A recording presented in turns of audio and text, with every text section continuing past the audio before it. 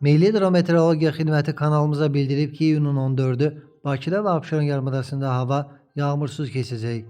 Şimal-şərq küləyi, axşam şimal-qərb küləyi ilə əvəz olunacaq. Temperatur gecə 20-22, gündüz 29-34 dərəcə isti, atmosfer təzyiqi isə 756 mm civə sütunu olacaq.